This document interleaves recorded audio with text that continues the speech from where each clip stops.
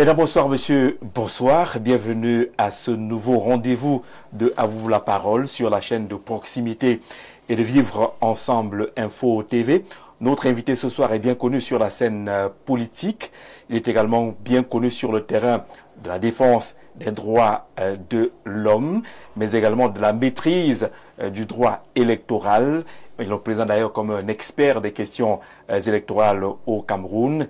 Il est le mandataire de l'offre Orange qu'il a présentée et déclinée depuis plusieurs années maintenant. Nous sommes justement en année électorale.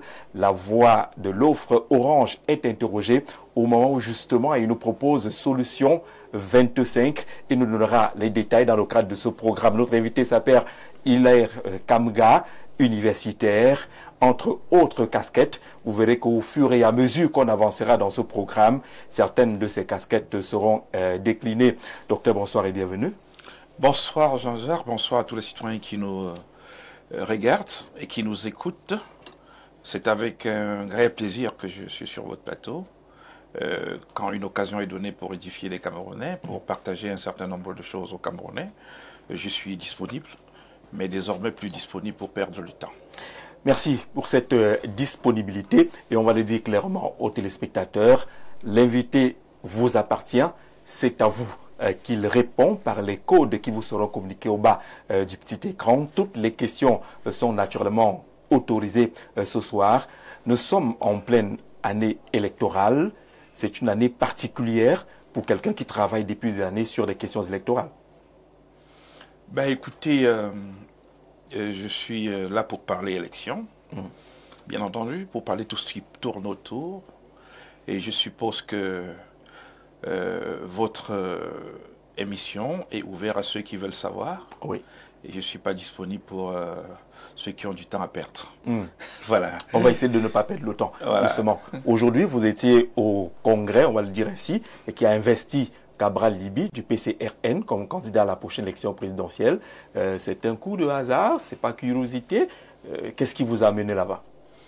Voyez-vous, nous sommes, M. Cabral Libby, l'honorable Cabral Libby, c'est un jeune brillant Camerounais que je connais depuis une vingtaine d'années. Et donc, il constitue, il est pour moi parmi les chances que le Cameroun peut avoir. Les chances? Oui. C'est un jeune qui a des idées intéressantes. Je l'ai expérimenté sur un certain nombre de choses.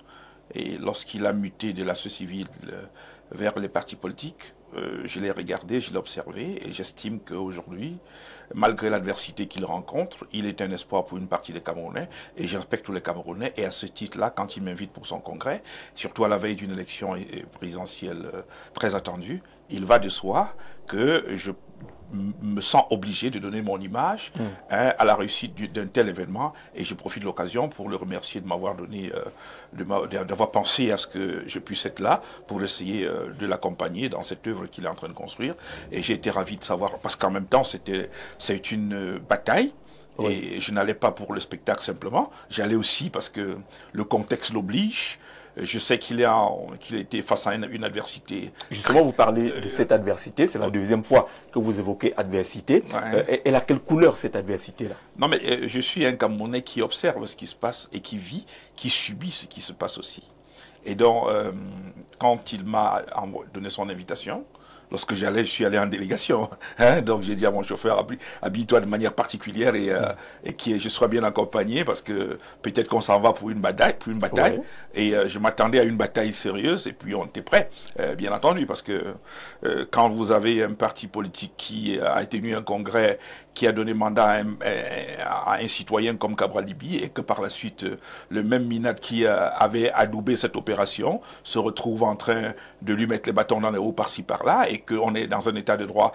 M. Cabral a des décisions de justice qui le confortent dans sa position. Malgré ça, on ne le permet pas de se déployer. Ça me paraît totalement injuste et ça touche un élément clé de mon combat, c'est-à-dire les droits de l'homme. Ces droits sont violés en tant que citoyen qui a le droit de s'organiser, le droit de s'exprimer, le droit de s'organiser avec d'autres pour essayer d'apporter une solution aux problèmes que le Cameroun vit. Et de ce point de vue, quand les gens sont en train de lui mettre les bâtons dans les roues, ça m'interpelle. Comme tous ceux qui en sont victimes, comme lui. Ça m'interpelle. Et donc je suis allé pour essayer de voir si les gens pouvaient pousser le ridicule jusqu'à venir s'opposer à la tenue de ce congrès-là. Et on devrait rappeler à ceux-là qu'il y a une justice quand même et qu'on ne devrait pas comme ça se moquer du peuple, parce que la justice est rendue au nom du peuple. Donc quand le juge a rendu, ça veut dire que le peuple a dit, voilà, M. Cabral Libye, il a raison, et donc du coup, il fallait, donc je suis allé avec d'autres... Le congrès s'est tenu. Avec d'autres leaders camerounais. Oui. Il est en train de se tenir ce congrès, et je leur ai souhaité, je souhaite bon vent et bonne réussite à ce parti politique et à son leader. Vous considérez que Cabral Libye est une chance pour notre pays, vous l'avez suivi depuis plusieurs années maintenant, mais qu'il se retrouve dans ces difficultés là aujourd'hui, est-ce à dire que notre pays peine à s'ouvrir à ce genre de chance? Bah, c'est ça qui est la vérité. Nous sommes un pays qui tue les génies, bien entendu. Ça, c'est une réalité. Il n'y a qu'à voir combien de Camerounais postulent à la loterie américaine pour fuir le Cameroun.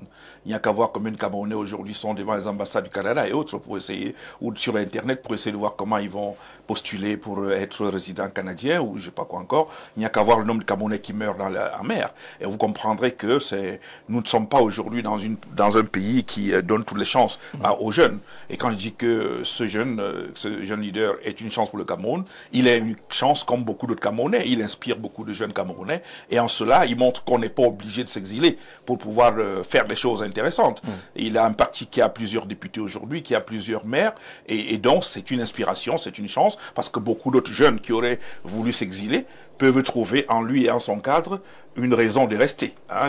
Et nous, ce que notre travail, c'est de faire quoi? C'est de donner plusieurs possibilités, de permettre aux jeunes de rêver au Cameroun, pas de rêver ailleurs. C'est ce que je fais depuis une trentaine d'années, et je vais continuer à le faire. Et quand il y a des lumières comme ça qui se donnent, il faut montrer que voilà une lumière, accompagner ces lumières-là, les aider à pouvoir, dans le cercle qu'ils sont, s'imposer en toute propreté et en toute liberté.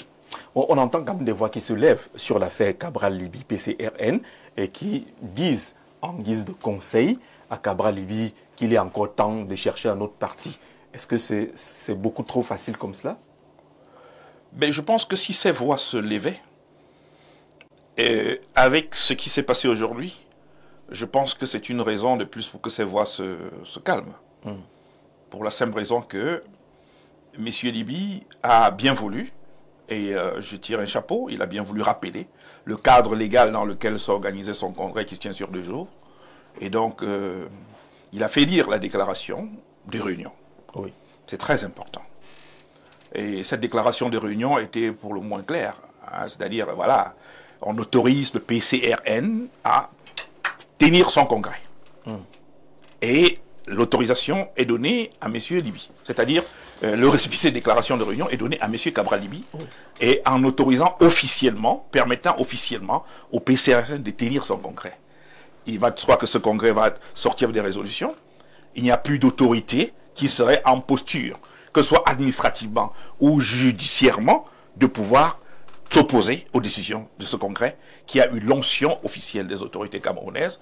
Je ne sais pas, peut-être M. Atangandji est encore au Vatican, peut-être, mais en tout état de cause... Il est au pays. Non, je vais dire simplement, il ne faut pas que demain il nous dise qu'il n'était pas là. Donc il est au pays, vous me le rappelez, et donc je profite de l'occasion pour tirer mon chapeau, que je crois qu'il commence à savoir raison garder et à comprendre qu'il y a la justice, il y a un pouvoir exécutif, il y a un pouvoir judiciaire, et qu'en laissant que son sous-préfet permettre au Congrès de se tenir à Kolafamba, il a donc donné suite aux décisions de justice en faveur de M. PCRN. Il peut donc trouver, maintenant, il peut faire œuvre utile, le ministre de l'administration territoriale, en trouvant peut-être quelque chose à faire, ou alors en donnant quelques marchés ou quelque chose à faire à M. Kona, ce papa qui mérite du respect, et qu'on n'a pas besoin de trimballer chaque jour pour essayer d'empêcher un jeune de faire rêver d'autres jeunes. Parce que vous pensez que le père Kona est simplement instrumentalisé. On l'a vu invité aux festivités marquant la célébration de la fête de l'unité nationale comme président national du PCRN. Ça a quand même un peu jeté du trouble dans la tête de plusieurs Camerounais. Ouais, ces bis-bis-là, ça montre à quel niveau la gouvernance camerounaise est dans la rue. Parce que On ne sait pas par quel mécanisme les invitations de la présidence à la présidence de la République sont éditées. Je ne sais pas si c'est le cabinet civil ou le secrétariat général ou parce que même le cabinet civil, il y a encore plusieurs têtes. Mais de toutes les façons, ceux-là, ils doivent savoir dans tous les cas qu'ils sont dans une maison qui s'appelle la présidence de la République. Et cette présidence de la République, c'est le pouvoir exécutif. Et on est dans une démocratie, et sa démocratie se caractérise par le fait qu'il y a 3 pouvoirs, un pouvoir judiciaire, un pouvoir exécutif et un pouvoir législatif. Et donc c'est la séparation de pouvoir qui fonde la démocratie. Et donc ceux qui sont au palais de Toudi doivent savoir qu'ils appartiennent à un pouvoir, et ce pouvoir n'a pas une posture transcendantale par rapport aux autres pouvoirs. Et qu'en cela, le pouvoir judiciaire a rendu une décision au nom du peuple camerounais que nous sommes. Le peuple camerounais est souverain, et donc ils ont rendu une décision. Monsieur Libi est le président du PCRN, hein, et ça a été confirmé, et donc de ce point de vue, il ne devait pas avoir d'autorité qui se lève contre la justice du Cameroun, parce que là, c'est quand même violer le texte du Cameroun. Oui. Donc ceux qui ont donné, si c'est vrai que l'invitation était ainsi libellée, cette invitation, ça veut dire qu'à la réalité, ils sont moqués de la justice camerounaise, et ça, ils devraient pouvoir demander des excuses. D'accord, c'est le point qu'on utilise pour parler de ce 20 mai justement, la célébration de l'unité nationale. On a vu une grande mobilisation sur l'ensemble du territoire national, des belles images, des feux d'artifice, belles parades civiles et militaires. Est-ce que pour vous, c'est un indicateur suffisant pour montrer que notre pays vit véritablement cette unité nationale? Bon, voyez-vous, mon cher Jean-Jacques Zé, c'est une chose de pouvoir taper des tam-tams, applaudir soi-même et croire qu'on a fait une bonne cérémonie. Applaudir soi-même en tapant ses propres tam-tams. Oui, c'est ça. Oui. C'est un problème. On peut se voiler les yeux en disant l'unité nationale est une réalité. Ce n'est pas une réalité. Ça doit être, et surtout, d'expression francophone comme d'expression anglophone. Et donc, en cela, il y a quelques soucis à se faire par rapport à ce qu'on pourrait appeler l'unité nationale et sa matérialisation lors des festivités du 20 mai. Au-delà des festivités du 20 mai, on a formulé la question pour savoir si c'est une réalité ou une utopie dans le vécu quotidien des Camerounais. Est-ce qu'il y a quelque chose qui manque fondamentalement pour bâtir cette unité nationale? Ah ben tout manque, puisque tout manque. Pour la simple raison que, voyez-vous, Jean Jersey, il y a ce que j'appelle aujourd'hui la fragmentation assumée de la société camerounaise. La fragmentation assumée de la société camerounaise. Nous sommes dans une société totalement fragmentée. Et cette fragmentation a été renforcée au cours des 10-15 dernières années, à la réalité. Et il y a eu l'exacerbation du tribalisme qu'on est en train de voir. Le régionalisme qu'on est en train de voir. Ceux qui sont levés, par exemple, dans les régions anglophones, ont été traités pour tous des terroristes de manière globale. On les a ramenés comme ça dans le même panier. C'est vrai qu'il y a plein de bandits, de criminels qui sont mis, mais on ne peut pas oublier qu'il y a quand même des gens qui revendiquaient des choses concrètes, qui n'ont pas été adressées à ce jour. Donc, je pense que ce soit sur le plan du point de vue ethnique, du point de vue régionaliste, du point de vue communautariste, du point de vue même religieux même, on a un problème. Donc, ce n'est pas un vécu quotidien véritablement assumé par les Camerounais. C'est-à-dire que cette question d'unité nationale, aujourd'hui, on peut se voiler le visage, mais vous ne pouvez pas parler d'unité nationale quand aujourd'hui, vous êtes des journalistes. Moi, je te connais depuis une vingtaine d'années pour savoir que tu es un journaliste de terrain, tu connais plein de choses, mais vous ne pouvez pas aujourd'hui faire l'économie du fait que il a été établi, par exemple, qu'une seule personne s'est retrouvée avec une trentaine de ses enfants, tous ses enfants qui sont passés par les lames, qui ont occupé des postes et tout, et que lui, il est à une position importante. Je parle par exemple du PAN du Cameroun. C'est une réalité. Tout a été mis de manière avec les documents publics officiels. Vous ne pouvez pas dire ça au moment où on ne peut pas vivre ça de manière normale. Il est encore présent. Il est là, il ne sait pas expliquer sur comment toutes ces choses-là se passent. Et les autres enfants sont là, se battent au quartier pour être meilleurs à l'école, ne peuvent pas entrer à l'ENAM, mais les enfants d'une même personne sont et occupent les bombes.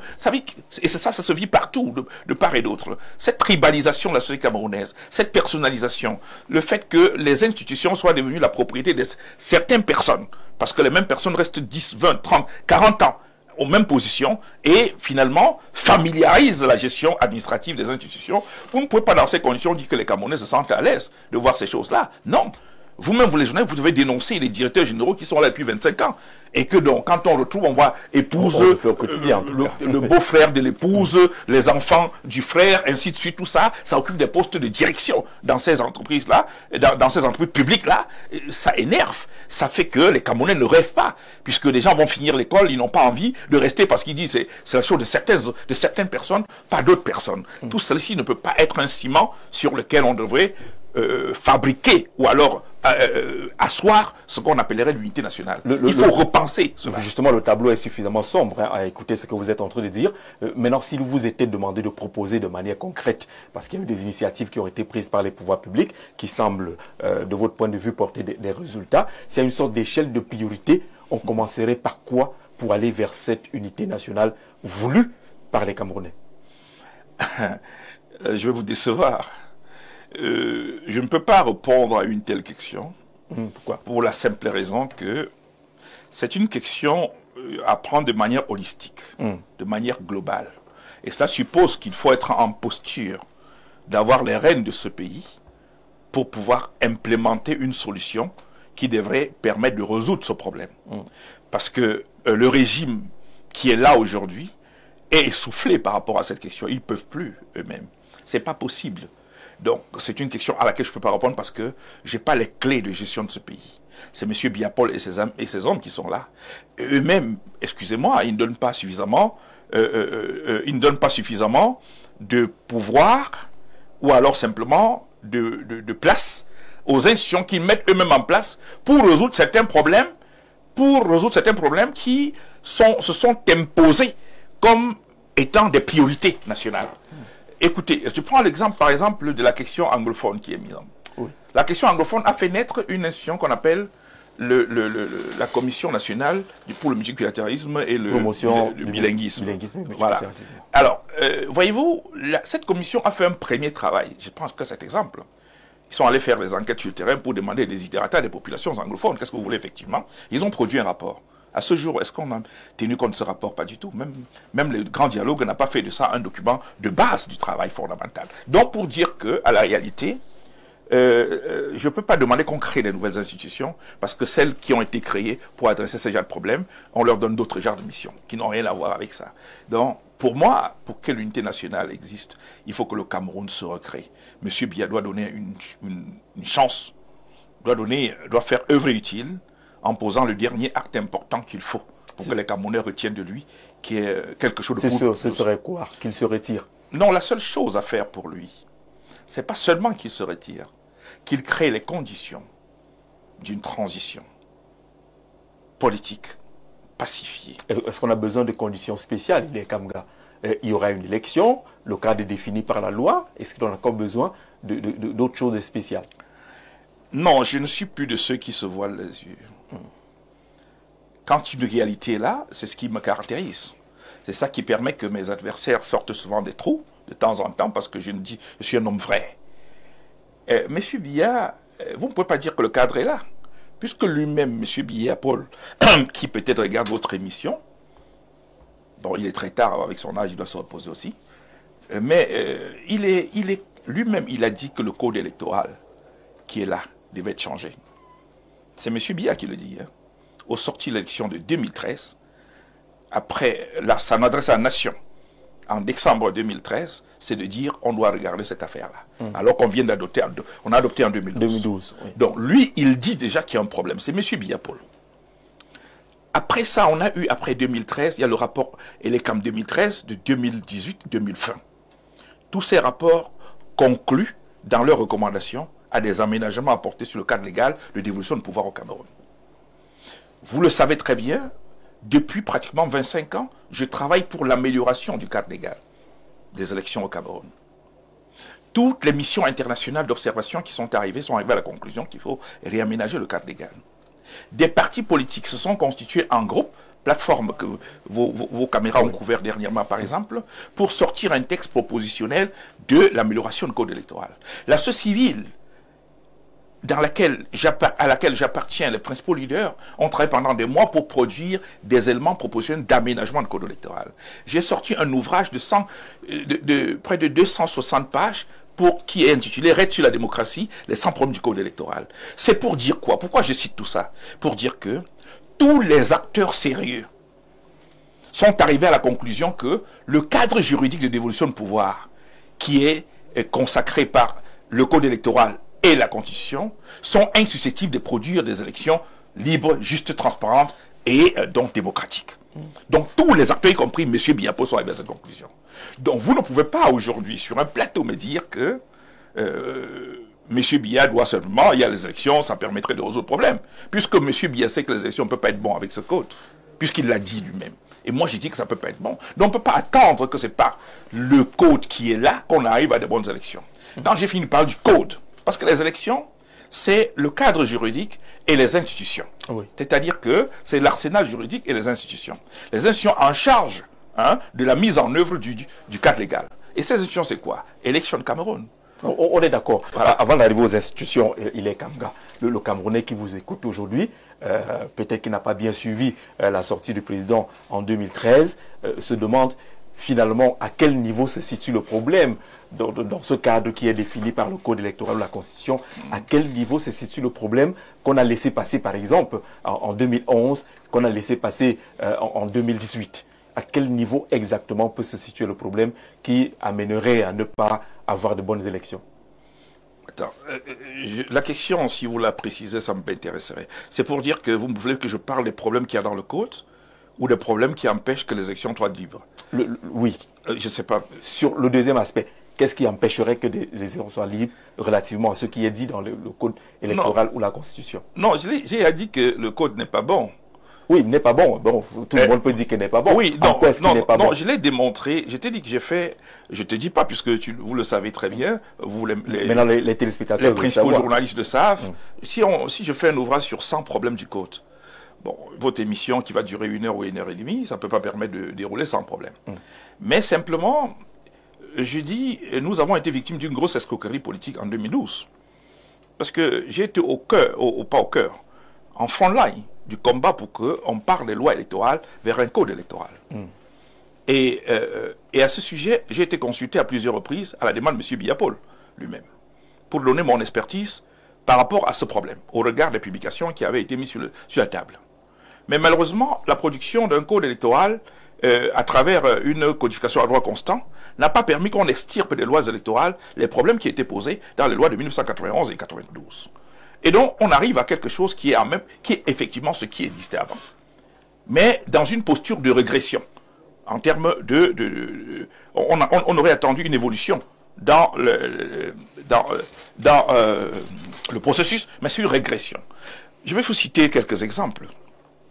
Avant le code électoral, par exemple, c'est les commissions qui avaient la prégnance. Les commissions mixtes électorales. Oui. Il faut noter que, pour vos téléspectateurs, les commissions mixtes électorales, c'est ce que j'appelle la traduction légale du consensus politique de 1991. En 1991, vous le savez, il y a eu une tripartite que nous avons combattue à 100 ans, parce qu'on voulait la confédération souveraine, ça c'était évident. Mais au moins, ce qu'il y a eu, c'était la tripartite. Les acteurs sont venus, acteurs politiques, société civile et le gouvernement, ils ont débattu et on est arrivé à une conclusion que pour que la dévolution de pouvoir se passe bien, il faut que tous les acteurs soient sur l'ensemble du processus. Oui. Pour garantir la transparence. Tous les acteurs doivent être représentés dans l'ensemble du processus. Et cette représentation se traduisait donc par ce qu'on appelle les commissions mixtes électorales. Il y en a aujourd'hui 5 au Cameroun. Les commissions préparatoires, il y en a 2, c'est-à-dire celles qui vont inscrire, celles qui vont travailler sur la distribution des cartes et la liste électorale.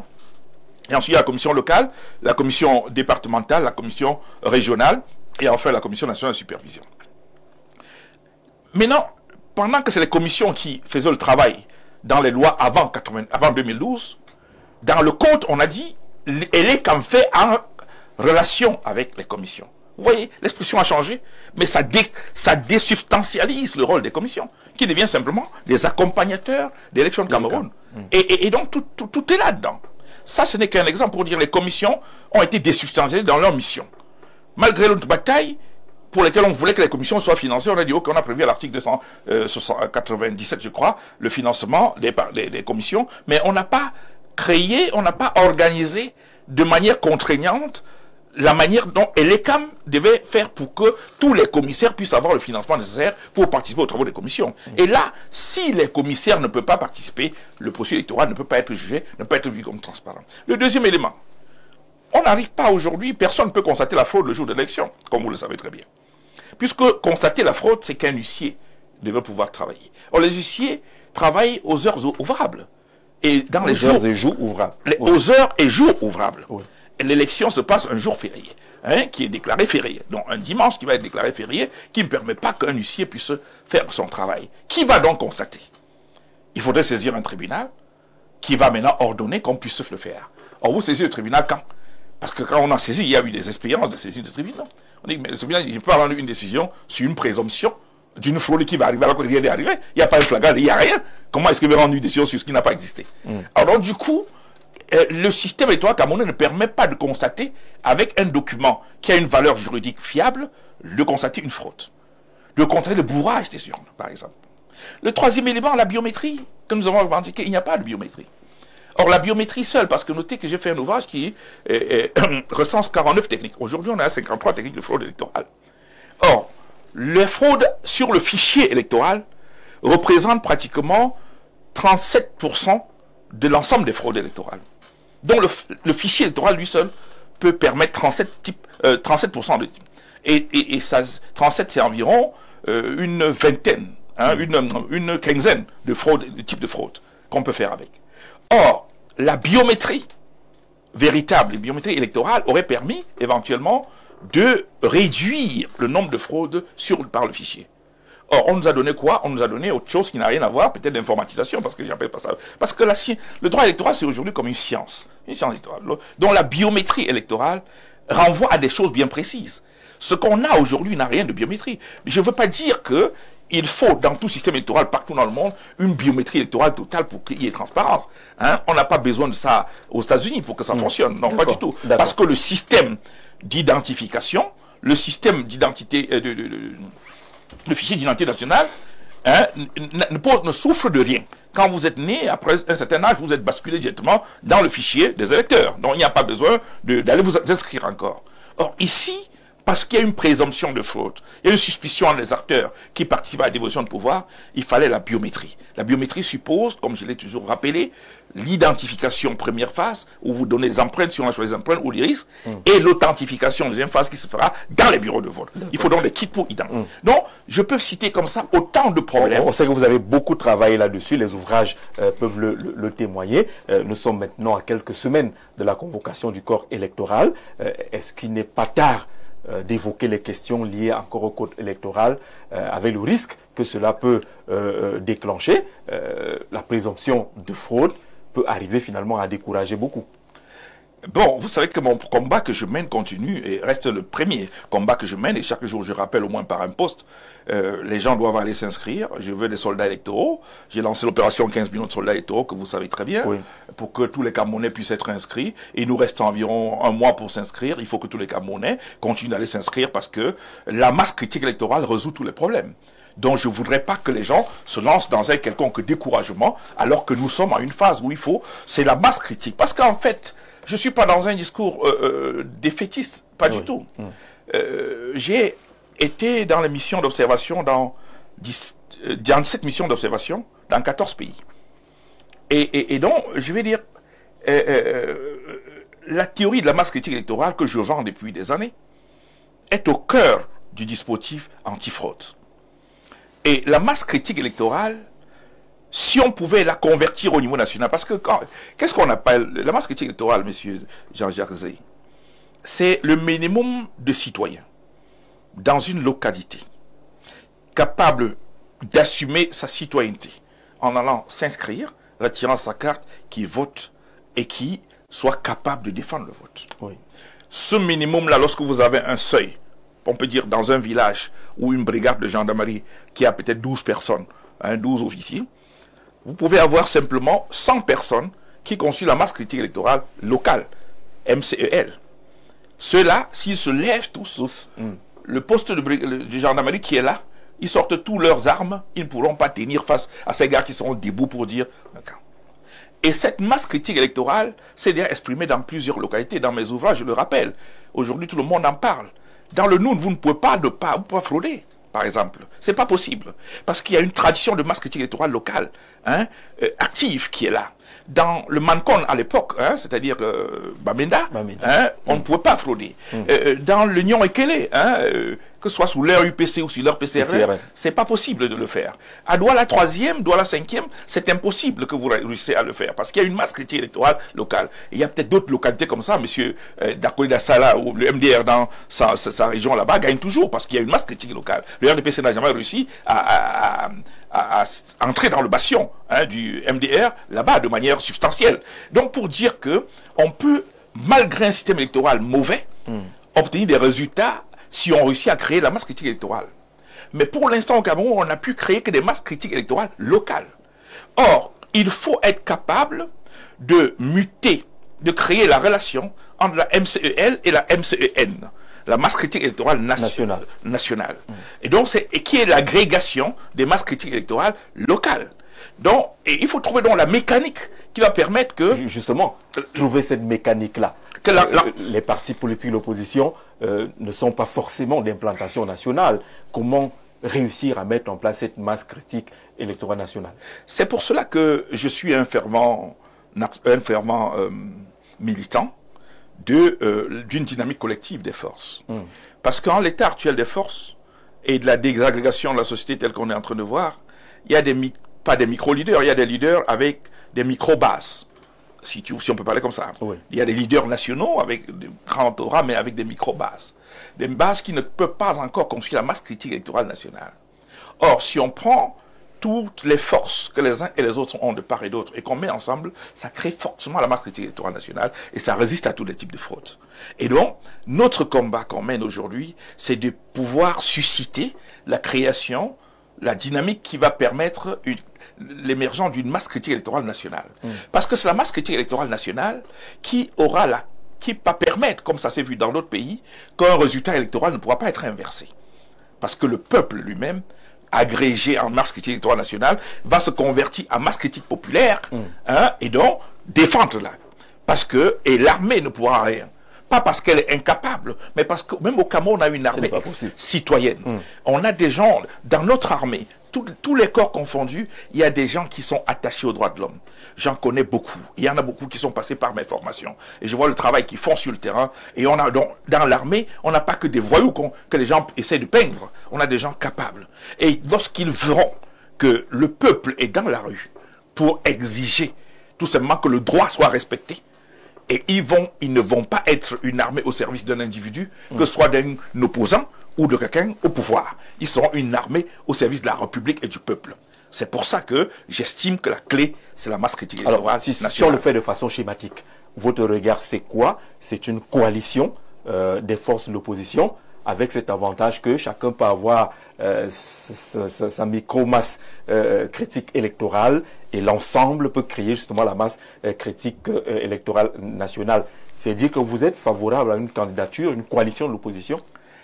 Bah, c'est l'objet de la solution 25, que nous avons mis sur la table. Mais c'est beaucoup plus... il faut regarder ça dans une perspective beaucoup plus structurée que ce qu'on présente. Parce qu'on a trop entendu les mots coalition, union. Je pense qu'il faut voir la chose... Candidature unique de l'opposition, oui, il faut changer. Il faut absolument changer de paradigme. Parce que le disque de union des forces, tout ça, c'est un peu rayé. Parce que très souvent, on a fait ça pour créer un candidat unique. Moi, je suis totalement contre les théories des candidats uniques. C'est pas bon. Parce que ça ne va pas marcher.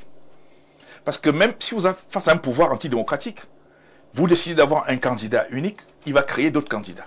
Vous avez vu que le très célèbre ministre de l'administration territoriale a réussi la prouesse de créer une quarantaine de partis en une journée. Et donc, d'autoriser une quarantaine de partis en une journée. Il y en a d'autres qui sont là pourtant depuis des années, ils attendent. Mon ami Cabral a été obligé d'aller chercher un parti ailleurs alors qu'il avait un dossier qui traîne encore. Donc pour dire que si vous voulez un candidat unique, on va vous créer d'autres candidats. Donc du coup on pourra... Et il y a des Camerounais qui sont prêts à jouer ce rôle. Voilà, du coup on pourra dire que, voyez-vous, ils avaient leur chance était par rapport à un candidat unique et ils n'ont pas pu avoir, c'est normal qu'ils perdent. Ça sera la théorie qui va structurer une communication sur une fraude anticipée. Or, nous, on est pour un candidat de consensus. Mais le problème, c'est qu'il faut changer de paradigme. Si le problème au Cameroun est posé en termes de candidat, on échoue à l'avance. Et c'est comme ça qu'on pose toujours le problème. Parce qu'on est comme si on était dans une logique messianique. On veut peut-être un messie, quelqu'un qui va être... Non. Moi, je pense que les Camerounais, les acteurs qui veulent le changement, doivent savoir raison garder et travailler sur comment on fait pour changer le Cameroun après M. Biya. Lorsqu'ils se sont accordés sur ce qui va être fait, on cherche maintenant qui va le faire.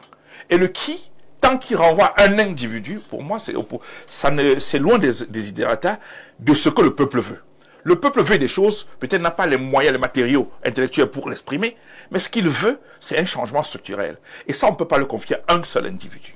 On doit nécessairement le confier à une dynamique qui est mise en place. C'est-à-dire, on sait que M. Zé est là, M. Kamto est là, M. Libi, M. Tel, chacun va faire ceci, chacun va faire cela. Peut-être sous le leadership d'un, forcément, puisque la candidature, il n'y a pas de candidature, l'élection présidentielle n'est pas de liste, elle est toujours unique. Mais on peut présenter un collectif devant un peuple. Au Sénégal, c'est un duo qui a été présenté devant un peuple. Oui. Au Sénégal, ce n'est pas Diomaye il était le candidat sur la liste, sur le candidat qui a été présenté juridiquement, mais la campagne a été faite sur 2 personnes. Le peuple savait qu'on était tenté de lire le duo Diomaye-Sonko. C'était clair. Pourquoi ne pas admettre au Cameroun qu'on peut avoir un autre schéma aussi d'autres parleront dans leur pays on est en train de lire 24 personnes ou 25 personnes avec 1 plus 24 comme nous proposons sur la table. Parce que dans les 24, on aura résolu plusieurs problèmes qui plombent l'union des forces du changement aujourd'hui. Alors, plus clairement, vous proposez cette solution 25, au moment où on a entendu parler du groupe de Douala, on a entendu parler de l'APC, de l'ATP et beaucoup d'autres initiatives. Quelle est la particularité justement de la solution 1 plus 24 ?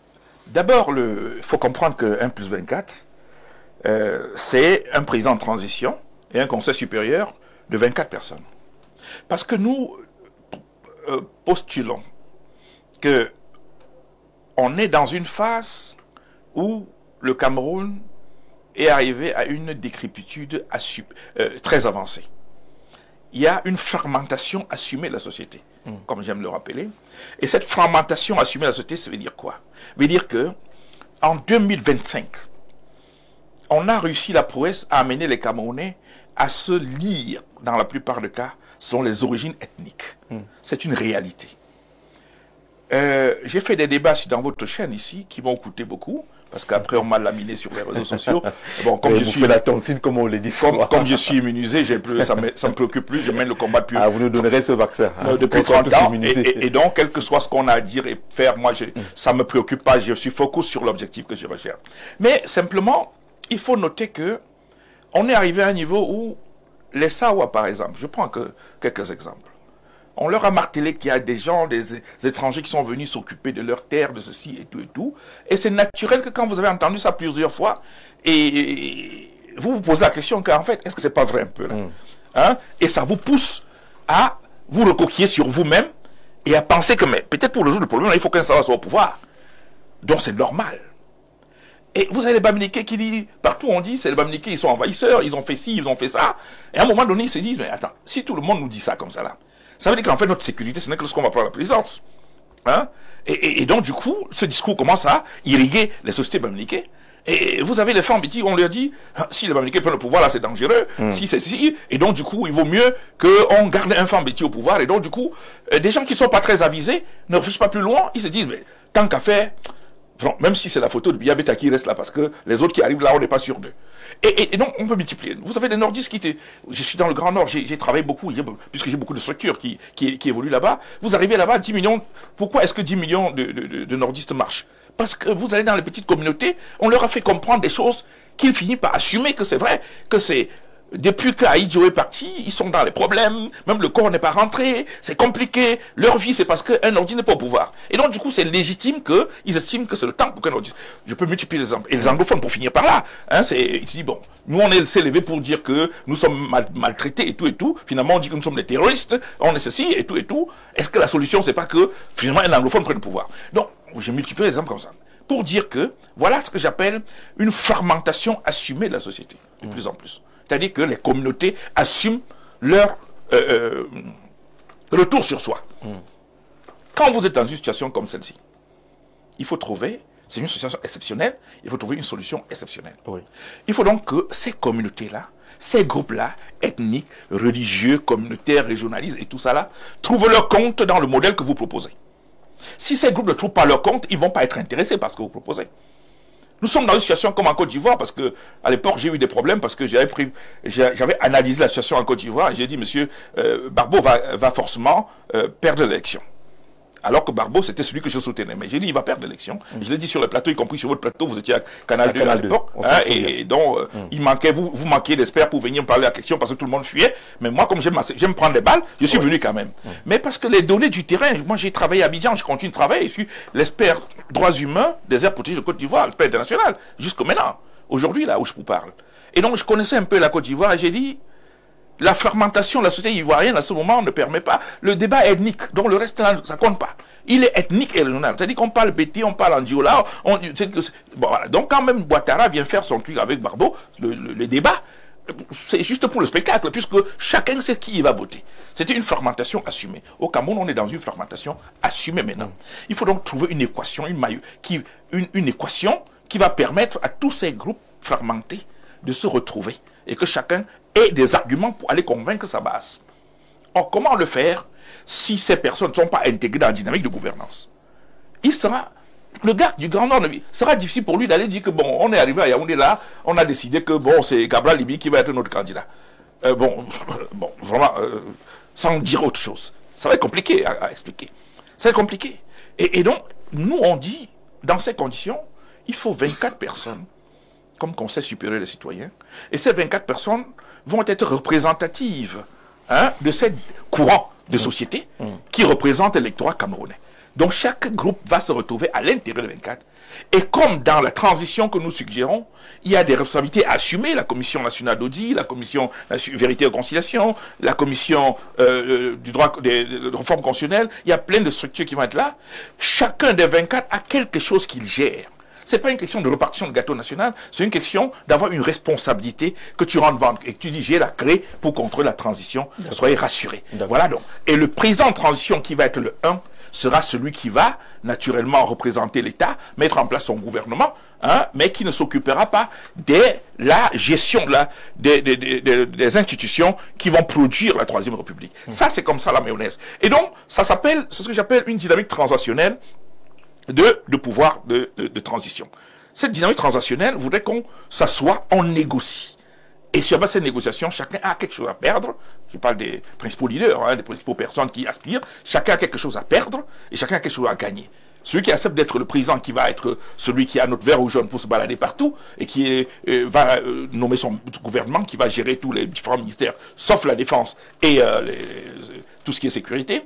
Celui-là doit savoir qu'il ne sera pas candidat aux élections qui vont être organisées quand on aura un nouveau code électoral, une nouvelle constitution. Voilà à peu près ce que nous... Et donc, la différence à la réalité... Justement, la différence, c'est quoi? Les élections, c'est en octobre. Oui, comment on fait lorsqu'on vous écoute? On a l'impression qu'il y a encore beaucoup d'étapes. Non, il n'y a pas beaucoup d'étapes. C'est seulement la prise de conscience des uns et des autres qui devrait être un problème.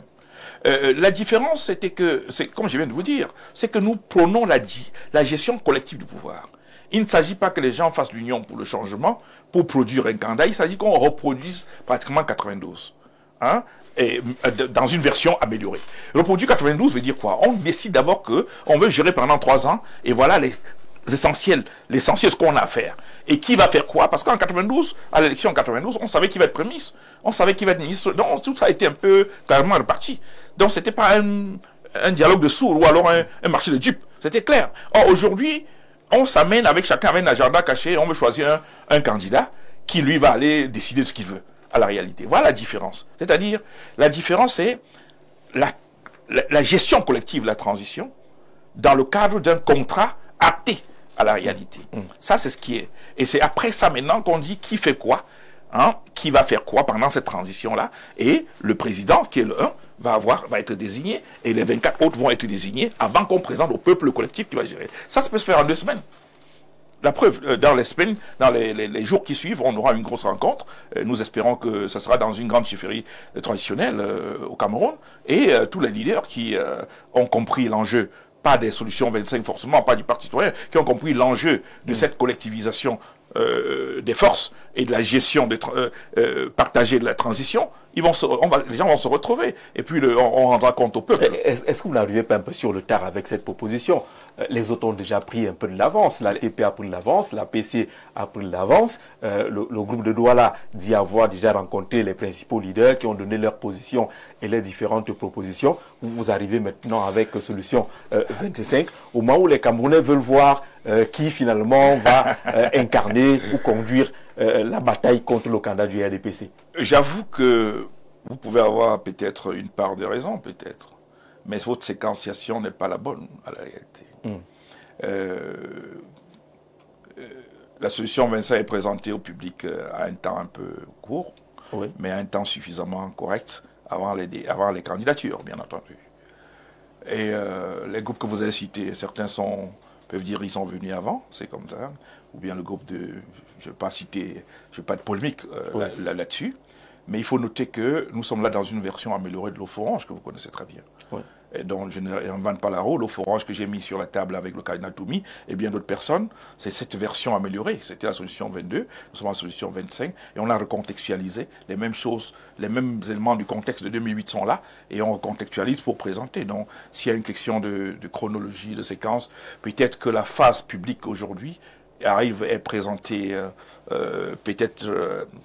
certes pour certains... Un timing assez limité. Assez limité, mais... Il y a une phase non publique qui a déjà été... Oui, mais comprenez que certains ont communiqué, peut-être sortie des communiqués, c'est une stratégie que je ne juge pas, hein, mais nous, on a fait une sortie publique pour vous informer l'opinion de ce qui était en train de faire.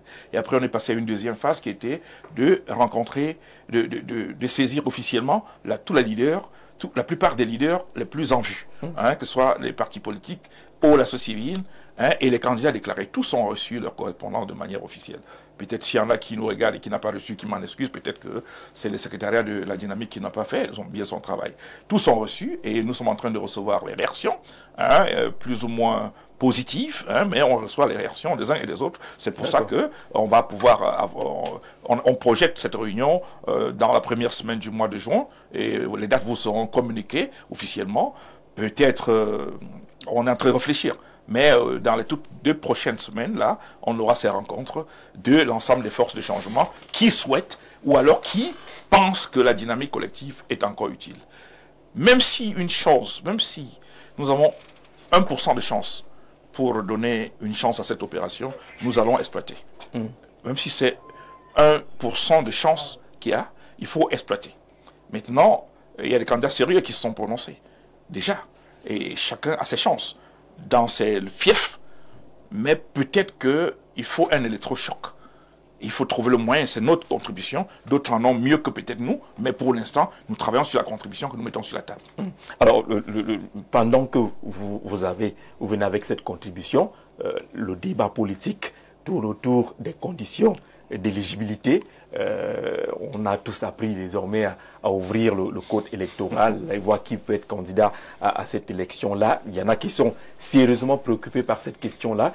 Les intellectuels annoncent même des débats publics sur quelques notions qui semblent échapper aux Camerounais. Vous êtes un spécialiste des questions électorales. On nous ramène la question du mandat impératif sur la table du débat. On vous ramène le débat sur la transhumance politique, des gens qui quittent un parti politique et décident de se retrouver dans un autre pour investir un candidat. Quelle est la lecture que vous faites de ces débats? Est-ce qu'ils sont porteurs au moment où on est en train de chercher justement comment, notamment l'opposition, avoir des candidats assez costauds face à la machine d'en face? Monsieur Jean Jersey, j'espère qu'après avoir répondu à votre question, demain, vous n'aurez pas des grands titres disant peut-être que j'ai assassiné un enfant en route, ou que j'ai violé un enfant, ou que j'ai fait suivre, parce qu'il y a des armées qui sont réduites quelque part pour essayer de décrypter tout ce que je dis, et de me construire des tas d'histoires autour, au lieu de faire le débat. Mais bon, je profite de votre plateau pour leur dire, je suis immunisé, je répondrai pas aux attaques que les uns et les autres donnent. La science peut faire mal, mais ça reste la science. Restons justement sur la science. la science peut faire mal, ça c'est la science. Il y a une catégorie de Camerounais qui se comportent comme dans cette posture-là, où ils préfèrent casser le thermomètre quand ça présente 42 degrés de température, hein, que de demander au médecin qu'est-ce que je fais après cette température.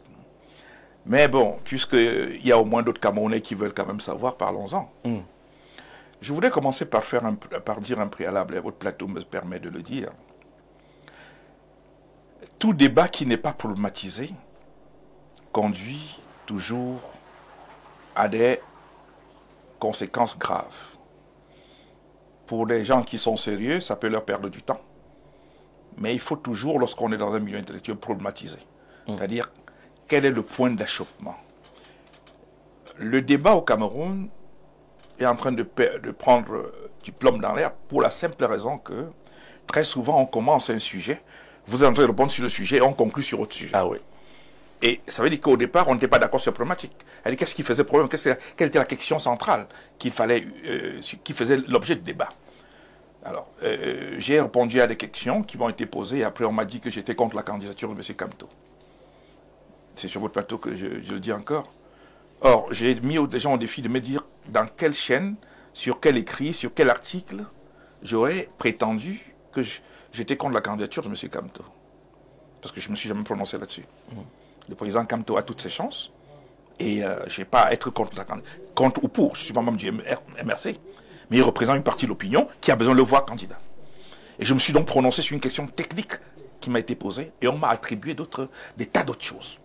Je ne suis pas là pour me défendre. C'est juste pour dire, c'est triste de voir que le débat vire comme ça. Mais vous me posez la question, c'était de savoir, la question qui était posée, c'est de savoir, est-ce que le fait que des candidats, des élus, aient adhéré à un parti, ça leur conférait à ce parti la capacité de présenter un candidat, oui. J'ai donné mon avis technique et dans un média autre international, j'ai donné un conseil qui a fait mal à des gens. J'ai dit que si j'étais l'un des conseillers du président Kamto, je n'en suis pas un malheureusement, j'aurais dit que je ne souhaite pas qu'il utilise cette voie pour présenter sa candidature. Et que... Parce que c'est une voie qui ne peut pas prospérer. Et que il n'est pas intéressant pour lui, de mon point de vue, de passer par la fenêtre là où il pouvait passer par la porte. Et que j'estime, et je continue de le dire aujourd'hui, que le président Kamto représente un grand espoir pour une bonne partie des Camerounais. Et que ce serait triste aujourd'hui que certains le poussent à accepter d'être utilisé comme cobaye pour la production d'une jurisprudence qui servira ultérieurement, pas pour l'élection actuelle.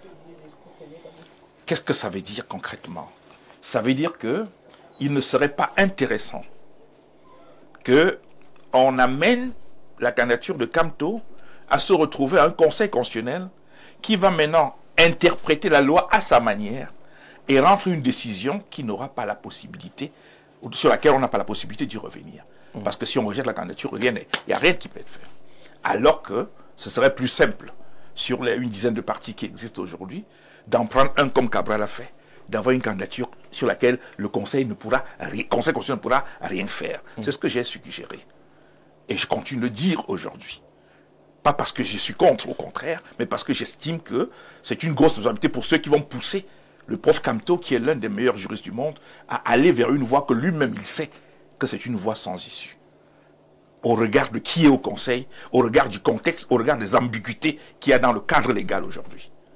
Et sur cette question, les gens ont viré vers autre chose pour dire le mandat impératif supposerait que les candidats, l'élu par exemple, devient libre et peut donc conférer le statut. Non.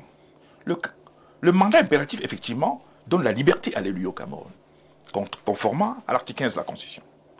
Mais ce serait du bricolage juridique que de dire que, en même temps qu'on lui donne cette liberté, on lui donne la capacité de pouvoir donner la qualité de parti représenté à un parti politique. Pour la simple raison Parce qu'on a convoqué la Constitution, et j'ai vu un débat virer à autre chose, hein, où les gens ont dit l'article 121 était anticonstitutionnel. L'article 121 est très mal formulé, bien entendu. Du code électoral est très mal formulé. J'en conviens, puisque je l'ai dit d'ailleurs dans mon ouvrage. Mais c'est la même Constitution qui, à l'article 3, crée pratiquement ce que j'appelle la dictature des partis politiques, constitutionnalise la dictature des partis politiques sur la production du suffrage des élus à travers le suffrage universel. Parce que l'article 2 de la Constitution crée d'abord le cadre du choix constitutionnel qui a été fait. Le constituant camerounais a choisi entre la souveraineté nationale et la souveraineté populaire. Et il le fixe dans l'article 2 de la Constitution en disant la souveraineté nationale, c'est le peuple qui est souverain. L'article 2. Et il rappelle dans le même article 2, alinéa 3, que c'est le citoyen qui il va transmettre, cette citoyenneté et cette souveraineté va s'exprimer à travers des élections. Les élections. N'est-ce pas? Et ces élections, ça concerne le citoyen qui est détenteur du pouvoir. Et il dit à l'article 3, le vote est secret et égal, y participent tous les citoyens âgés d'au moins 20 ans. C'est l'article 2, alinéa 3. Maintenant, quand il a fixé le choix de la souveraineté, le type de souveraineté, et donc le type de la représentation, parce qu'il faut noter que la souveraineté nationale induit la démocratie représentative. Et quand il a dit que cette démocratie représentative permet à une fraction de pouvoir exercer le pouvoir en lieu et place de ce peuple-là, c'est-à-dire que le président et les autres élus, naturellement, il dit que ça se passe à travers le suffrage universel. Et maintenant, le seul article qui va revenir sur le suffrage universel, c'est l'article 3 de la Constitution. 3, oui. Et qu'est-ce qu'il dit, le souverain? Il dit que les partis politiques concourent à l'expression du suffrage universel. C'est dans l'article 3. Oui. Donc, le rôle des partis politiques est constitutionnalisé. Maintenant, le législateur vient dans l'article 121 traduire cette volonté du constituant dans le dispositif du code électoral. Il le fait mal, mais il le fait sur la base de la Constitution, pas en contradiction avec la Constitution. C'est très important de le rappeler. Puisque là-bas, dedans, il va dire, OK, on a dit que c'est parti politique parce qu'il faut noter que nulle part dans la Constitution, on a dit qu'il y a quelqu'un d'autre qui concourt. Ce n'est que les partis politiques. C'est ce que nous combattons pour dire pourquoi est-ce qu'au Cameroun, on a fait des partis politiques, on leur a donné l'exclusivité de la production du suffrage. Ils ont l'exclusivité.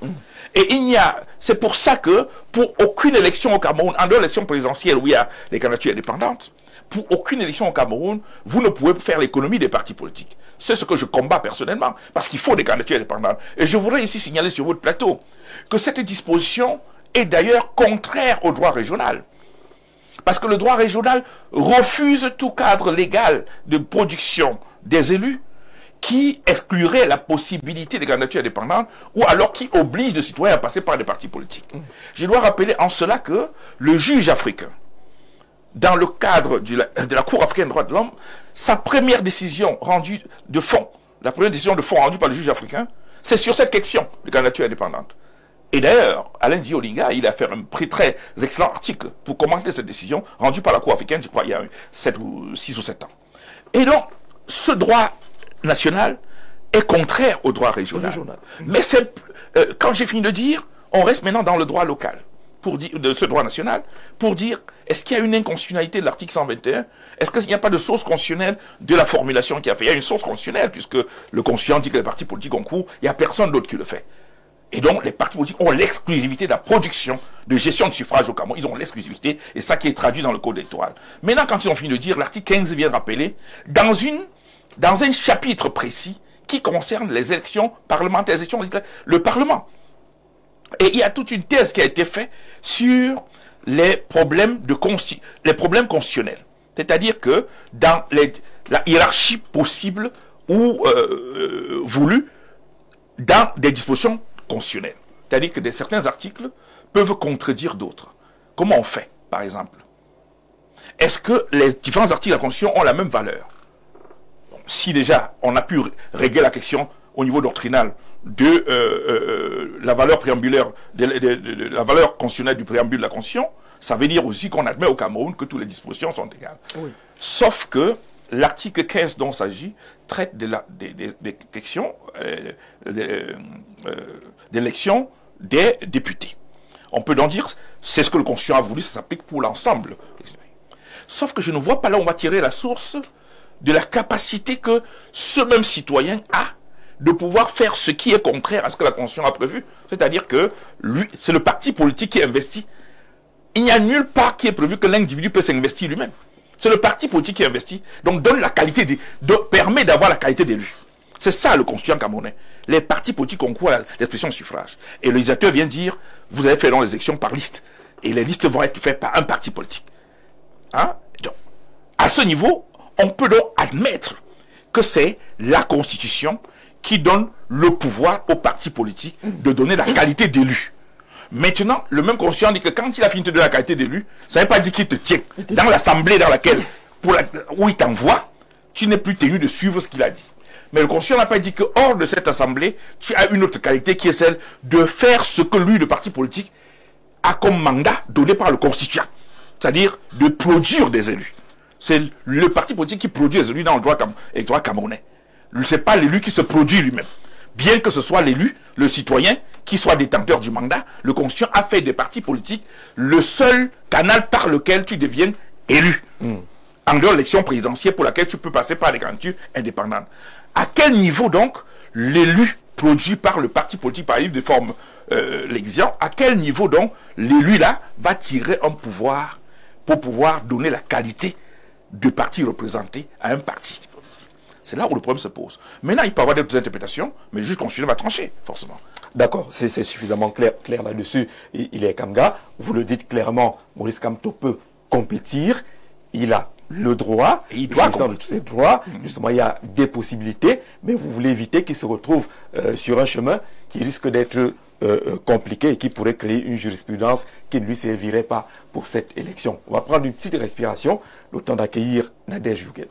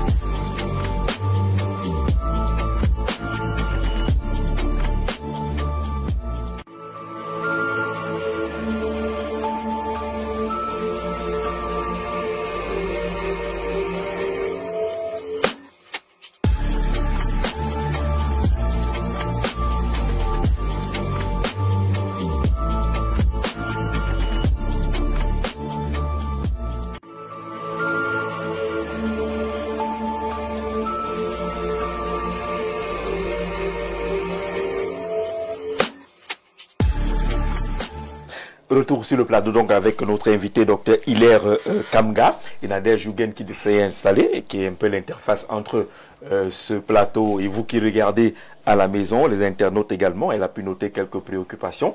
Elle va échanger avec notre invité tout à l'heure. Je voulais très rapidement lire ce message. Je vous suis en direct avec Monsieur Hilaire Kamga. Depuis 2022, date de mon enregistrement sur les listes Elecam, agence Biemassi, à la montée Maison Blanche. L'ECAM n'a jamais pu me délivrer ma carte. À chaque fois revenu vers eux avec mon vieux récépissé, et ils disent n'avoir pas d'équipement pour produire les cartes. Voilà, donc il y a des préoccupations comme celle-là. On nous a dit que l'ECAM a des nouveaux kits, que le processus va s'accélérer pour ceux qui ont des inscriptions sur les listes électorales. Mais une fois qu'on inscrit, on attendra l'affichage des listes. Vous pourrez naturellement voter avec votre carte nationale d'identité. Bonsoir, Dr Hilaire Kamga. Je vous suis avec beaucoup d'attention. Votre argumentaire, j'ajouterai également l'article 6, alinéa 6, qui précise clairement que le régime d'élection du président est du domaine de la loi. Je crois que ceux qui veulent faire le clash ou les débats publics sont en train de noter cela.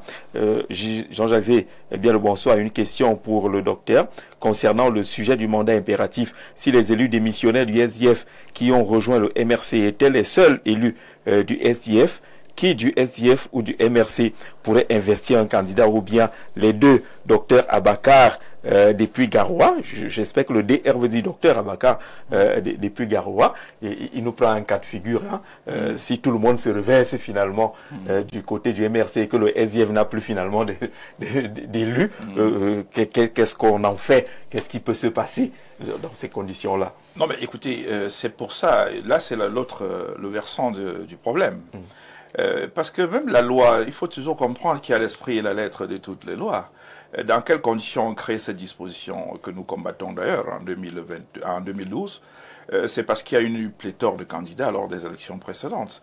Et la solution qui a été envisagée, ça a été la solution du vote censitaire et du tri par le parrainage des partis politiques. Et donc, le contexte ne permettait pas qu'on puisse avoir ce genre de débat aujourd'hui. C'est-à-dire qu'un élu va aller donner la qualité à quelqu'un d'autre. Parce que du coup, ça fait que celui qui a produit les élus risque de ne plus avoir qualité à la réalité. Alors que c'est lui qui a produit les élus, conformément à la Constitution. Donc, à la réalité, pour moi, pour répondre à notre ami qui vient d'intervenir, ce cas de figure n'existerait pas. Pour la simple raison que l'élu, pour moi, j'ai continué à rester sur cette thèse, l'élu n'a pas qualité à donner la qualité de parti représenté à un autre parti politique. Celui qui reste parti politique représenté, c'est celui qui a effectivement présenté des candidats. Voilà. Je ne suis pas sûr, quelqu'un n'est pas allé aux élections, peut-être les gens ont un problème parce que c'est comme si j'étais en train de m'opposer à ceux qui ne sont pas allés aux élections en 2020. C'est pas mon débat. Mon débat est technique. Dans la science. Mon débat est technique. J'ai dit, le Constitution a dit pour produire la gestion du suffrage universel se passe à travers les partis politiques. Et donc, c'est les partis politiques qui investissent. Un parti politique qui a investi un candidat, naturellement, il a donné le statut, il a permis d'avoir le statut d'élu à quelqu'un. Bon, il ne peut pas porter le statut d'élu pour aller le donner à quelqu'un d'autre dans un mécanisme qui ne répond pas au paradigme des formes. Ce n'est pas transférable, ce n'est pas cessible. Oui, parce que le biais, par quel biais? Il y a ce qu'on appelle en droit le paradigme des formes. Il y a eu un acte qui a permis de produire l'élu. Il y a eu des actes, parmi lesquels la lettre d'investiture du parti politique, et parmi lesquels, soit pour un député, l'arrêt de la décision du Conseil constitutionnel, portant proclamation des résultats des élections législatives. Voilà les deux actes. Maintenant, l'acte parallèle qui va permettre à l'élu de pouvoir donner l'autre qualité, c'est lequel? Qui sera au même niveau, même niveau de la hiérarchie des normes telles que Kelsen le précise. Sur la pyramide de Kelsen. Ça se retrouve où? Vous allez mettre cette lettre à quel niveau? C'est la lettre de démission, la lettre de démission ou d'adhésion, ou la lettre du MINAT. Je ne sais pas, c'est quelle lettre que vous avez donnée? La lettre que vous dites, ok, je produis devant le Conseil constitutionnel, la lettre que vous dites que j'avais démissionné de tel parti pour tel autre, ça se trouve à quel niveau dans la hiérarchie des normes? Pour qu'on puisse dire que paralysme de forme, non, ça n'existe pas. Donc c'est un problème réglé par, la loi est mal écrite peut-être, pas peut-être, elle est très mal écrite d'ailleurs, puisque je combats ce code électoral, qui a trop de problèmes, j'en ai des d'ombressants, mais pour la question qui est posée par Bakar, pour moi, c'est un cas de figure qui ne devrait pas arriver, puisque l'élu n'a pas la capacité de donner le statut de parti représenté, puisque dès lors que ce parti n'a pas investi de candidat au début. C'est clair. Nadège, bonsoir. Bonsoir Jean-Jacques. Notre invité en orange, il est mandataire de l'offre Orange, et puis il nous propose la solution 25 dans le cadre de la prochaine élection présidentielle. Vous avez certainement des préoccupations et des questions. Il faut préciser déjà que je ne voudrais pas parler au nom de l'offre Orange, parce qu'il y a aussi des gens qui ont créé des partis appelés Off Orange, et donc je n'en suis ni un président, ni membre, ni quoi que ce soit, donc je préfère rester dans le statut que je suis. D'accord. Bonsoir, docteur Ile Kamga. Bonsoir. Bienvenue chez nous, chez vous. Merci beaucoup. Comment vous allez? Je me sens bien. Vous vous sentez bien. Alors, dans cette partie, vous allez apprécier les questions proposées par les internautes. D'accord. Alors, la transition politique, quelle solution pour le Cameroun? Il n'y a pas de solution. La transition politique, c'est 4 ans. C'est la solution qu'il faut pour nous, pour le Cameroun. On part d'un pays qui est dans un régime néocolonial, on est dans un système néocolonial qui est là aujourd'hui. Ceux qui sont là ont fait ce qu'ils avaient à faire avec les moyens qu'ils avaient, mais dans un système néocolonial, on doit pouvoir muter vers un autre type de système. Il faut une transition. Il faut que M. Biapol et son équipe laissent le pouvoir à d'autres personnes, mais il faut une transition politique qui devrait, de notre point de vue, être gérée collectivement. Parce que la notion... l'option messianique n'est pas à l'ordre du jour. Parce que même moi, si on me donnait le pouvoir aujourd'hui, je serais tenté d'en faire mauvais usage. Et donc, il faudrait qu'on mette suffisamment d'éléments de contrôle sur ma personne pour que je puisse gérer comme ça se doit. Et ça, ce qui est valable pour moi est valable pour tous les autres Camerounais, pour vous, monsieur Zé, pour tous les autres Camerounais, quels qu'ils soient. Il n'est pas question aujourd'hui, après près de 60 ans de souffrance, qu'on porte le Cameroun, on donne sans aucun contrôle à un individu. C'est pour ça que la transition doit se gérer collectivement. Laisser le pouvoir, que M. Biapol et les autres laissent le pouvoir. C'est quoi laisser le pouvoir? Vous faire un cadeau? Non, voyez-vous, c'est un point important. Nous sommes à la croisée des chemins. Moi, dans mes activités professionnelles, je voyage beaucoup. Et je suis un pays que j'ai visité beaucoup qui s'appelle la Tunisie. À un moment donné, je suis arrivé en Tunisie. Il y a des amis que j'ai rencontrés qui étaient très proches de la présidence. Et j'ai dit, mais je donne un nom, je ne veux pas citer des gens. J'ai dit, ben voilà. C'est lui qui était tout le temps avec Leila. Non, il dit, non, je ne connais pas Leila. Il m'a dit ça avant de déménager. Il ne connaissait plus Leila Ben Ali. Hein? Donc, cette femme, quelques mois avant, c'est lui qui me disait, c'est la première dame qui a envoyé la voiture, donc il était vraiment... Mais il a trouvé le moyen de me regarder dans les yeux, parce qu'il était devant les gens. Il dit, monsieur Kamga, vous racontez des histoires, je ne connais pas Leila. Je ne l'ai jamais vu, vraiment, j'entendais comme dans les journaux, comme les autres. C'est pour dire quoi? C'est pour dire que ce qui peut être très beau aujourd'hui peut être demain très laid à voir. Et le niveau d'adversité qu'il y a entre les victimes et les bourreaux, le niveau d'antagonisme qu'il y a entre les victimes et les bourreaux au Cameroun est tel que s'il n'y a pas une période de transition, ça va être très compliqué à gérer. Et il faut trouver le moyen de réconcilier les Camerounais avec eux-mêmes. Moi, j'ai été victime des tortures, mes pieds ont aujourd'hui encore tout ça. Je crois qu'un jour sur votre plateau, dans une autre chaîne, j'avais montré tout ça. Parce que des gens dans ce pays, certains sont encore vivants, m'ont torturé suffisamment. Ici, j'ai encore les séquelles, je ne peux pas faire certains types de sports. Ces bourreaux-là, si j'étais revanchard, j'attendrais le mois M pour m'occuper d'eux, si jamais le pays change. Et ils sont des milliers de Camerounais, des centaines de milliers de Camerounais qui regardent la défiance qui leur est proposée en disant un jour. Ils regardent ce qu'on leur sert. Mais ils ont la possibilité, comme logique criminelle, en octobre, d'aller aux élections. Non, écoutez, monsieur, j'ai ce problème. Écoutez, on va rapidement prendre les... Non, je vais répondre. Oui. Je n'ai pas fini. Donne-moi une seconde pour répondre, 5 secondes pour répondre, pour dire qu'elle a posé une question sur la transition. Notre transition, telle que nous suggérons, passe par un instrument clé qui est la commission Vérité et Réconciliation. Oui. Il faut donner la possibilité aux Camerounais de se réconcilier. Parce que qui qu'il soit le président qui va arriver, il ne va pas gérer, on ne veut pas une logique de vainqueur sur les vaincus. Il faut qu'il gère l'ensemble des Camerounais, y compris ceux qui sont à l'origine des crimes que nous connaissons aujourd'hui. Il faut trouver un mécanisme qui permet à ceux-là de venir demander, à venir reconnaître leurs crimes, demander pardon aux victimes, et surtout que la réconciliation puisse se faire après réparation. Donc c'est ça qui est au cœur. Donc c'est ce type de transition que nous voulons. Un pays qui va être réconcilié avec lui-même, malgré l'histoire. L'histoire entre les individus, comme ça s'est fait en Afrique du Sud. Donc c'est ça ma réponse. Docteur Kamga, que faut-il modifier dans le code électoral camerounais? Si la question m'était posée autrement, il faudrait dire...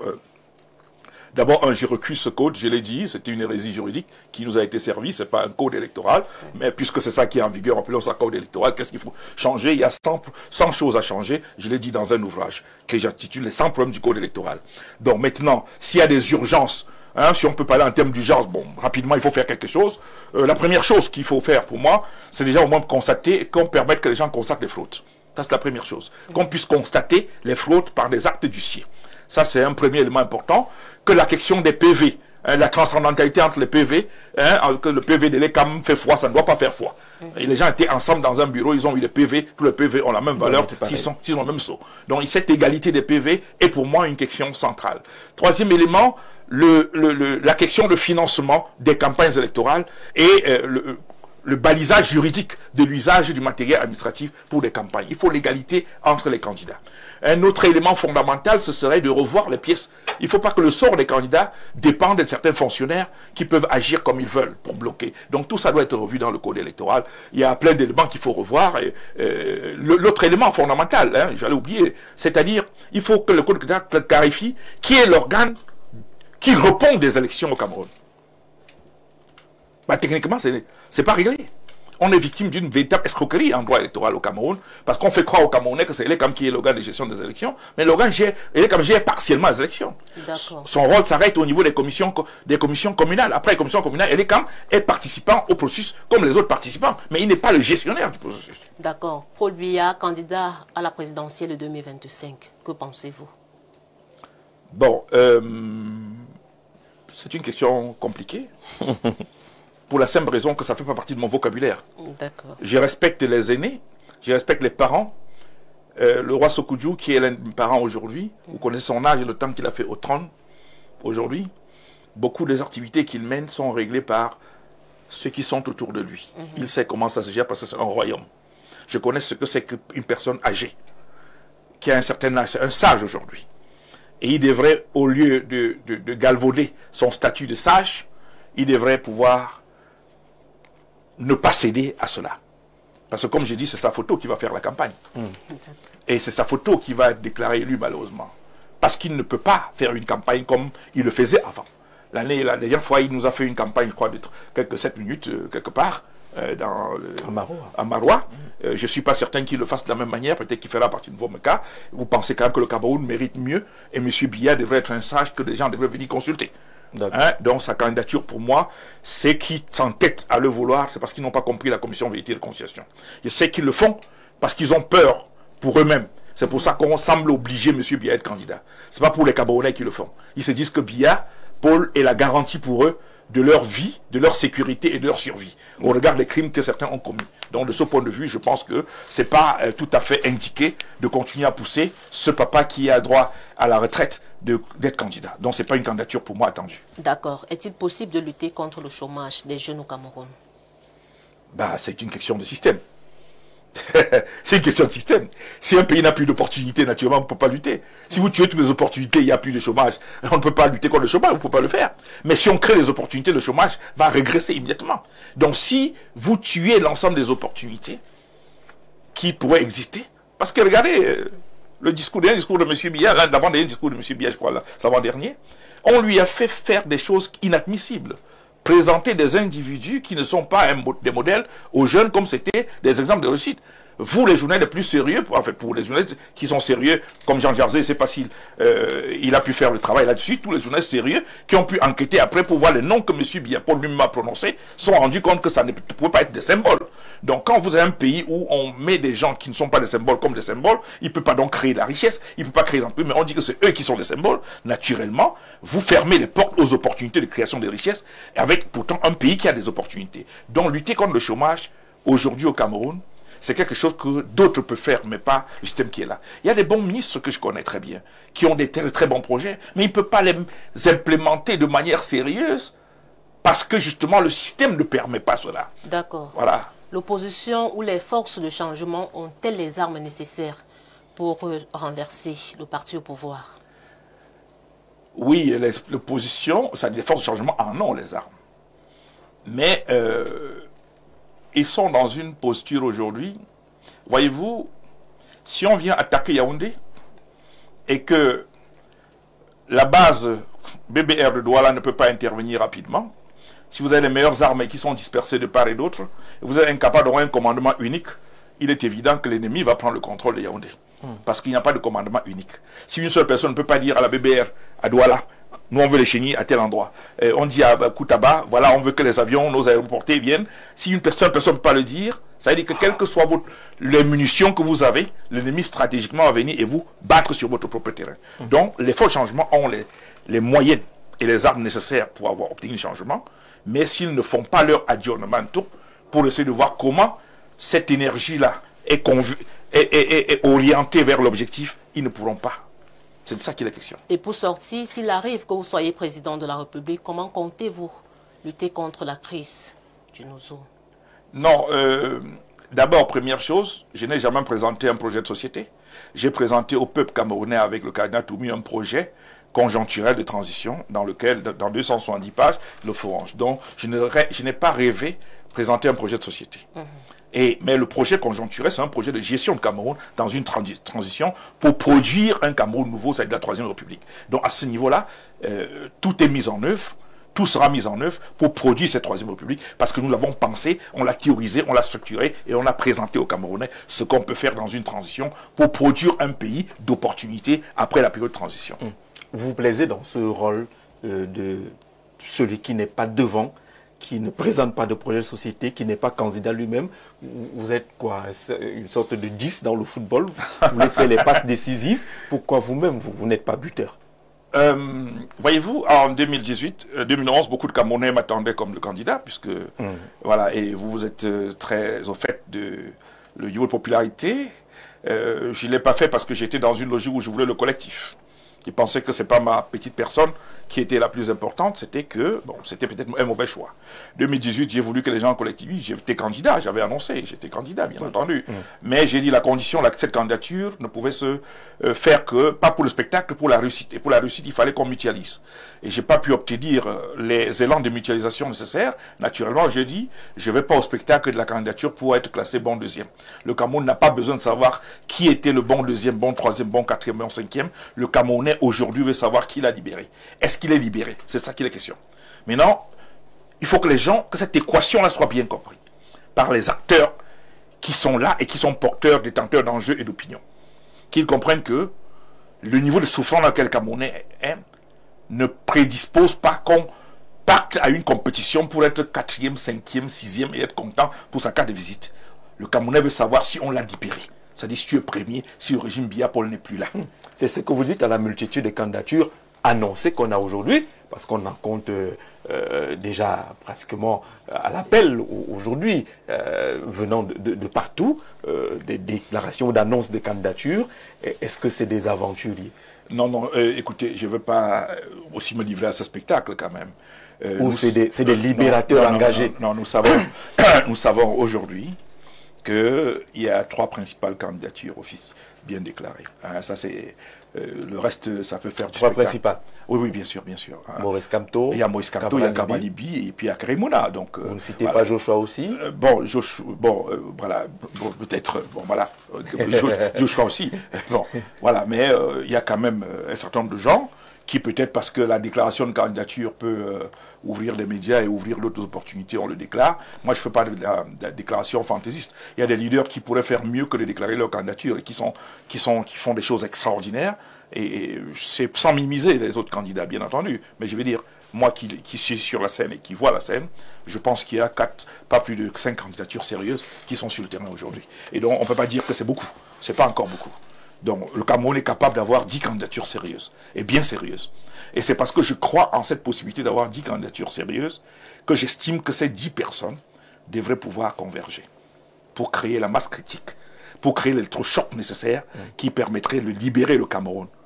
Parce que, même dans le RDPC, beaucoup veulent que la libération soit faite.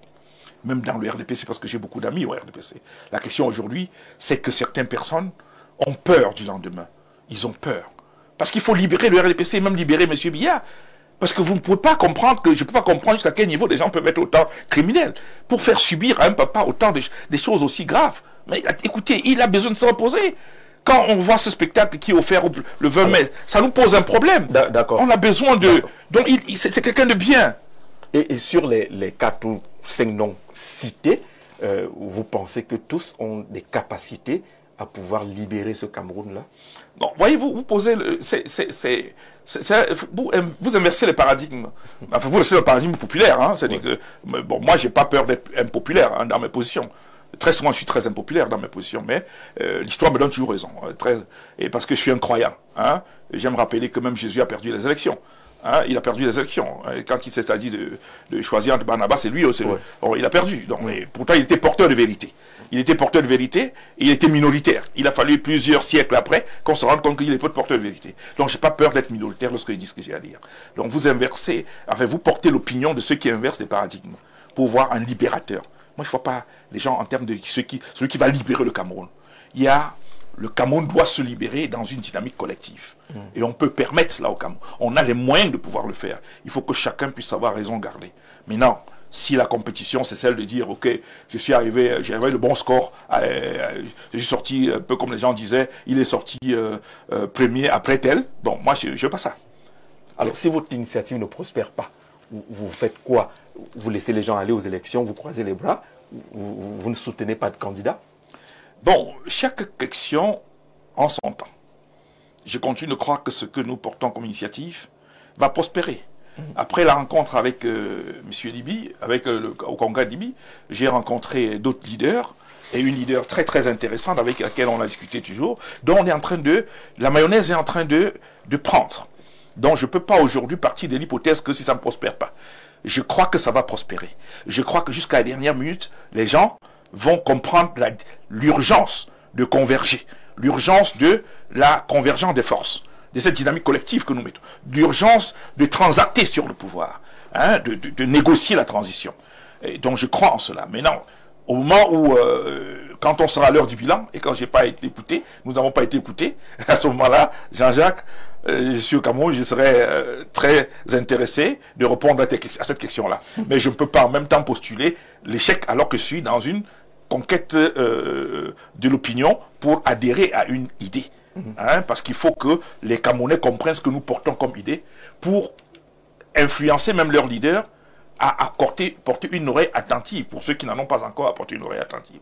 Voilà ce que je peux vous dire. Donc, je ne suis pas en train d'abdiquer. Je crois qu'on peut le faire, parce que les Camerounais, dans leur immense majorité, veulent être libérés.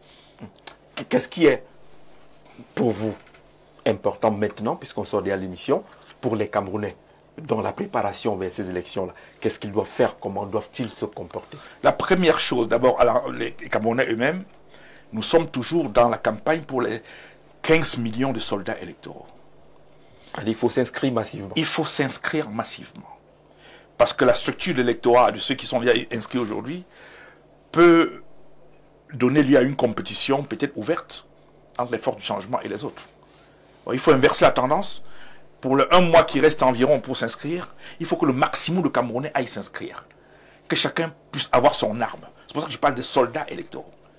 Chaque citoyen qui veut le changement doit avoir son arme et ses munitions. Et l'arme, hein, c'est quoi? C'est la carte électorale. Les munitions, ils vont être approvisionnés en temps opportun, puisque c'est les soldats électoraux, ils auront tout ce qu'il leur faut, ils auront de l'eau, de moyens de se déplacer, et pour aller dans faire le blocus des bureaux de vote, et le blocus des lieux là où on déclare les résultats. Ils doivent le faire. Les Camerounais doivent se préparer à massivement défendre effectivement le vote. Mais pour défendre un vote, il faudrait qu'on ait montré, qu'on a créé l'électrochoc nécessaire pour converger les gens vers quelque chose. Parce que si vous avez 20 bons candidats, parce qu'il ne faut pas faire l'insulte au Camerounais en croyant qu'il ne peut pas avoir des candidats anonymes qu'on ne connaît pas, qui viennent de certaines localités, mais qui pèsent dans la localité. La preuve, comme je parlais tout à l'heure d'Akouli Daïssa, la paix à son âme, hein, personne ne peut gagner dans sa localité en dehors de lui. Mais si vous le minimisez, parce qu'il n'est que là-bas, vous perdez les voix de cette région, à la limite. Et vous ne pouvez pas donc pas massifier la participation en votre faveur à l'élection. Donc, il faut prendre chacun au sérieux dans ce qu'il est, parce que j'ai entendu un discours déjà, si on se met ensemble, qui pèse quoi? Mais vraiment, qui pèse quoi? C'est souvent celui qui ne pèse pas beaucoup, qui fait changer les élections. Vous suivez dans la grande démocratie comme Israël, c'est pas un bon exemple dans leur gouvernance, mais c'est un bon exemple en démocratie, comme la Grande-Bretagne, un seul parti qui se retrouve avec 2 députés réussit à faire casser les coalitions. Alors il y a été 2 députés. Donc il faut négliger personne. Si on veut véritablement libérer un peuple, on doit prendre en considération chacun dans ce qu'il représente. C'est dans la répartition maintenant des postes de pouvoir qu'on doit tenir compte du poids démographique, du poids électoral de chacun. Voilà. D'accord. Merci beaucoup, Dr Hilaire Kamga, d'être venu échanger avec nous. Le temps passe très vite sur les questions électorales. On a quand même envie de savoir quel est votre agenda. Vous avez déjà dévoilé solution 1+24. Est-ce qu'on va vous voir aller rencontrer Maurice Kamto, par exemple, aller rencontrer Cabral Libi pour échanger? Est-ce que vous irez vers ces leaders-là? La plupart, je rencontre déjà. La preuve, j'ai passé une journée avec Cabral aujourd'hui. Et si j'ai eu des discussions avec le professeur Maurice Kamto par le passé sur cette question, qu'est-ce qui va empêcher qu'on discute toujours? Hein, je connais le professeur Maurice Kamto depuis 92. Hein, et donc c'est quelqu'un de bien, donc on va forcément se rencontrer. Il a reçu les correspondances au consulat Solution 25. Les autres leaders, Joshua aussi, on en a discuté, on continuera de discuter. Les autres leaders, on les rencontre. Donc je continue. Demain, je suis sur Douala, où j'ai d'autres entretiens pour continuer. Et après, je vais descendre dans le sud-ouest, où j'ai d'autres entretiens avec d'autres leaders, et rentrer à l'ouest pour rencontrer le roi, avec lequel on change. Il est très proche de cette dynamique. Et donc, nous allons continuer jusqu'à ce que le corps électoral soit convoqué. Ouais. Mais notez qu'il y a une rencontre importante dans la première quinzaine du mois de juin où l'ensemble des leaders qui donneront une chance à la dynamique collective de changement, ils vont se retrouver quelque part au Cameroun pour produire quelque chose que les Camerounais... Alors je vais rassurer un téléspectateur, il a insisté sur la question, il a envoyé plusieurs fois, qui vous a entendu dire que de temps en temps vous êtes souvent consulté par les gens de Yaoundé, pour le dire ainsi, et si les gens de Yaoundé vous proposaient un poste de ministre? C'est ce que j'ai refusé il y a... Vous avez refusé? Ce que j'ai refusé il y a 16 ans, pendant que M. Biya-Paul était encore en très bonne forme et qu'il y avait des perspectives possibles, c'est pas ce que je peux accepter aujourd'hui. Vous voulez pas avoir une retraite tranquille? M. Biya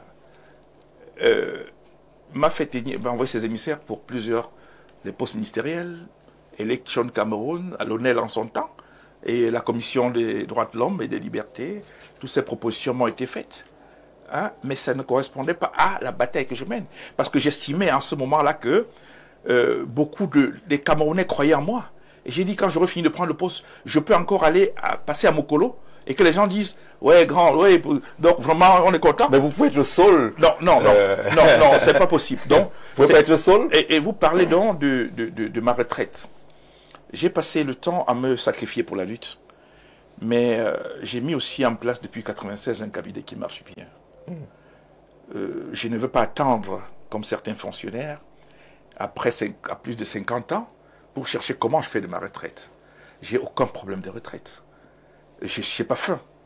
Je ne suis pas milliardaire, mais je n'ai pas de problème de retraite. Donc, j'ai plutôt le problème de retraite de mes enfants. Puisque j'ai déjà réglé pour moi. Et je peux régler pour mes enfants aujourd'hui. Pour leur éviter peut-être de souffrir autant pour produire comme je le fais. Mais en attendant, ils sont tous à l'école, ils sont dans les universités.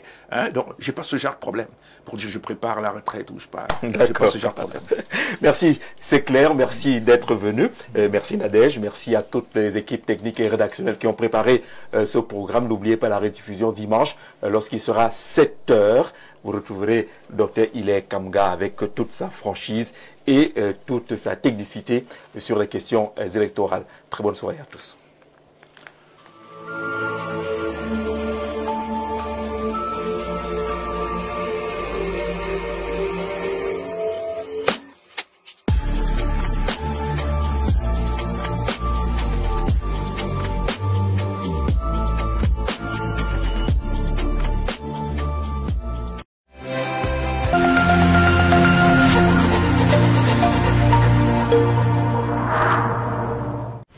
Avec Canal+, changez de dimension. Réabonnez-vous et accédez